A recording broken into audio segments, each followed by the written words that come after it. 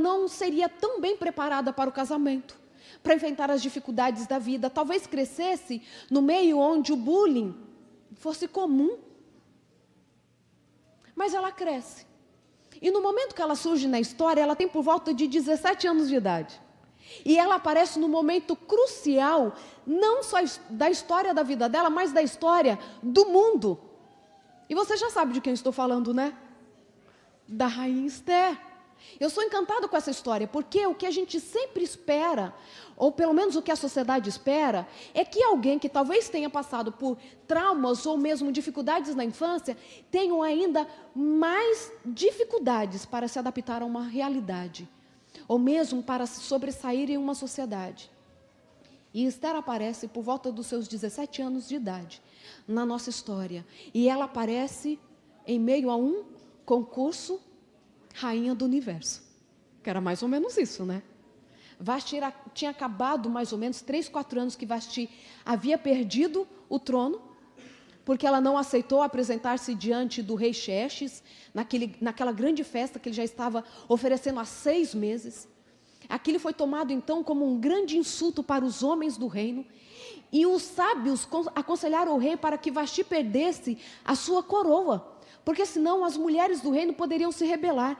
Isso era algo que poderia de fato acontecer, porque o reino de Xerxes era marcado pelo valor à mulher. Sabiam disso? As mulheres tinham voz. É tanto que Vasti estava dando também um banquete para as mulheres. E aquele momento, então, todo mundo ficou com medo do lugar que as mulheres poderiam tomar em casa. Os sábios, então, falam assim: olha, rei, é melhor tirar a coroa de Vasti. Vasti, então, pede a coroa, só que passa 3, 4 anos. Xerxes ficou com saudade de Vasti. E aí os seus sábios, percebendo que ele ia ter uma recaída, correr atrás dela, ajoelhar no pé dela e pedir ela em casamento de novo, eles falam assim: vamos arranjar uma nova rainha. E então surge o concurso para a nova rainha. Todas as mulheres do reino, a gente não sabe como isso aconteceu, mas provavelmente foram convocadas, as mais belas, para se apresentarem. E no meio destas mulheres belas, aparece Esther. E aquela menina órfã, ela vai conquistando todo mundo. Quando ela chega lá, na casa das mulheres, aonde ela receberia o tratamento, abre lá em Esther. Desculpa, pessoal da tradução, eu disse que era só João, né? Para que vocês pudessem ter o texto. Mas Esther está fácil de todo mundo achar aí, ó. Vocês vão para Salmos e depois voltam 2 livros. É isso? Acharam Esther, capítulo 2? Acharam? Ó, estou gostando de escutar as Bíblias. Isso? Todo mundo achou? Então, Esther já está lá na casa das mulheres, sendo preparada para ser uma candidata a rainha, ok? Capítulo 2, versículo 9. Olha só o que está escrito. Vamos começar pelo 8, porque a gente vai pegar o nome de Egaia no versículo 8. Em se divulgando, pois, o mandado do rei e a sua lei, ao serem ajuntadas muitas moças na cidadela de Suzã, sob as vistas de Egai, levaram também Esther à casa do rei, sob os cuidados de Egai, guarda das mulheres. Olha o versículo 9. A moça lhe pareceu formosa e alcançou favor perante ele, pelo que se apressou em dar-lhe os ungüentos e os devidos alimentos, como também 7 jovens escolhidas da casa do rei, e a fez passar com as suas jovens para os melhores aposentos da casa das mulheres. Deixa nesse momento te falar 2 coisas. Primeira delas, Deus pode mudar a nossa história em uma fração de segundos. Eu acredito num Deus assim. Eu acredito num Deus que pega a nossa condição e num segundo Ele pode fazer isso com a nossa história. Esther era menina órfã, desconhecida, 17 anos de idade. Mas de repente ela é levada para o palácio, porque de repente o rei tinha que escolher uma nova rainha. E de repente tem um servo, o homem que cuidava de todas as mulheres que se preparariam para o grande desfile. E quando o Egai olha para ela, não somente a acha formosa, mas ele se agrada dela. Porque todos que conviviam com Esther gostavam dela. Deixa eu te falar uma coisa. Além de Deus mudar as nossas histórias, e Ele pode mudar isso, olha, num piscar de olhos, porque Ele é o Deus poderoso e pode todas as coisas.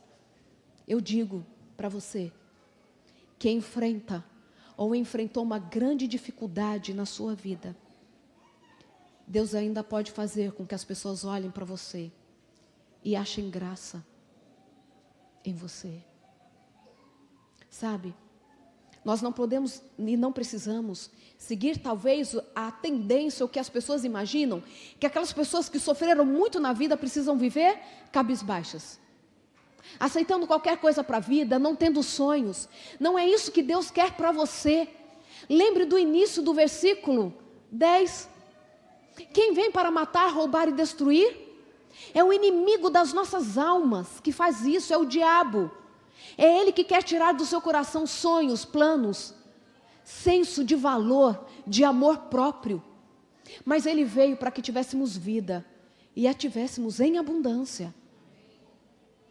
Mesmo que você tenha enfrentado grandes dificuldades, Deus tem um plano tremendo para a sua vida.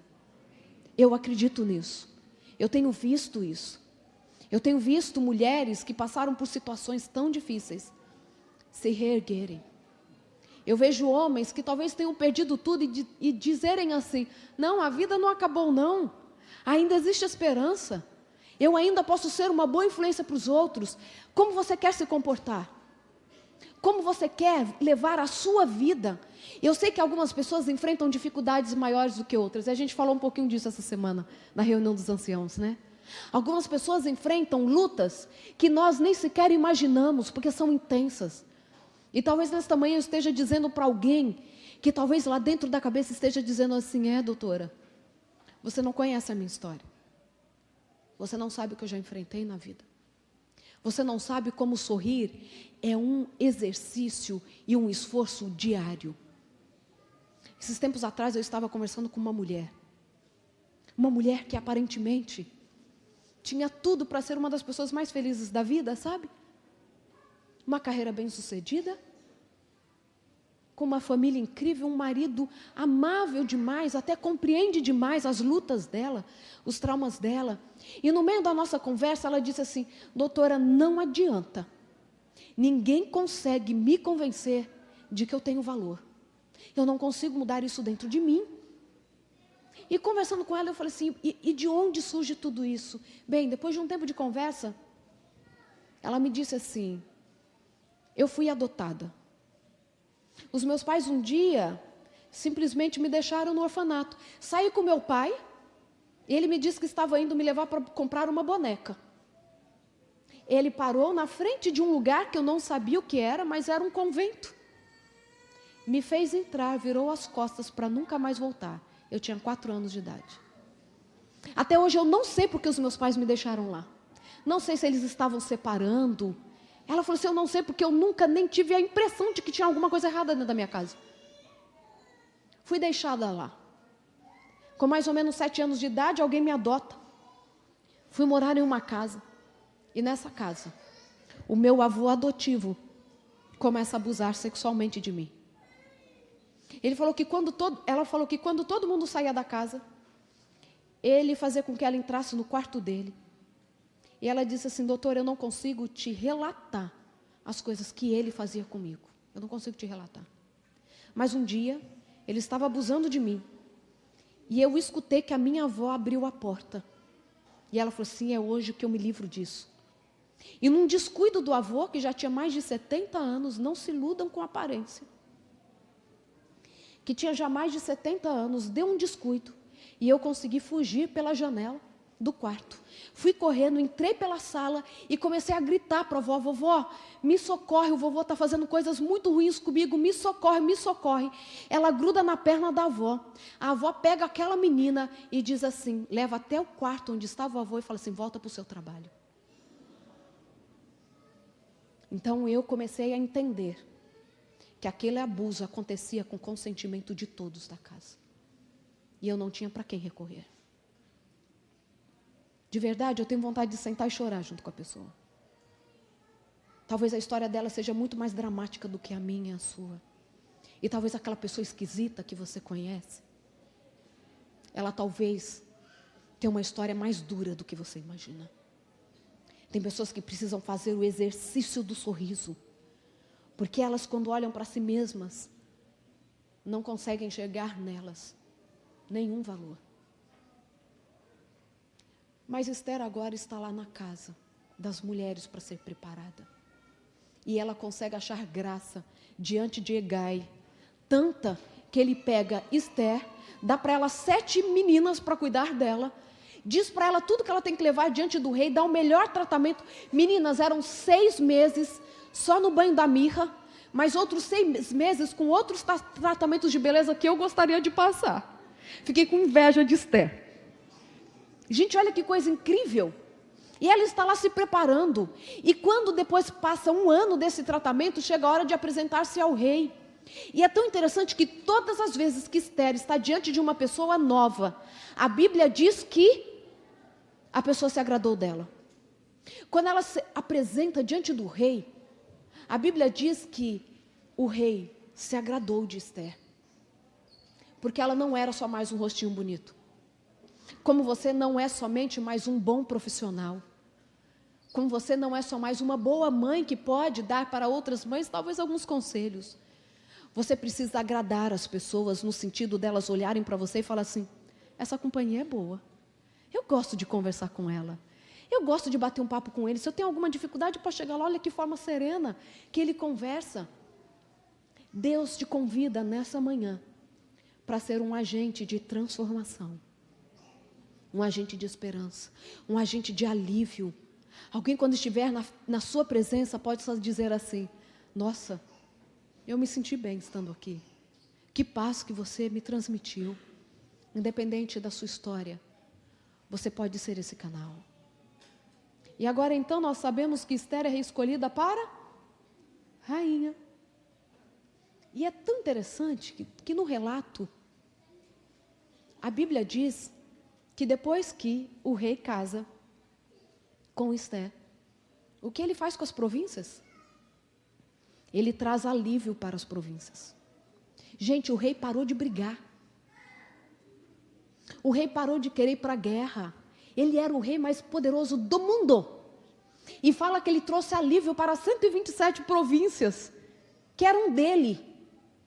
Por quê? Porque Esther, uma menina que nesse ponto da história, que nós vamos chegar ao auge da história dela, só tinha por volta de 21 anos de idade, já havia modificado um reino. Por isso que eu te digo, independente da sua origem, existe esperança para você. Independente da sua origem, Deus, Ele tem um plano maravilhoso para realizar em sua vida e por meio da sua vida. Independente da sua história, independente da sua idade, independente se você é homem ou mulher, Deus quer usar você.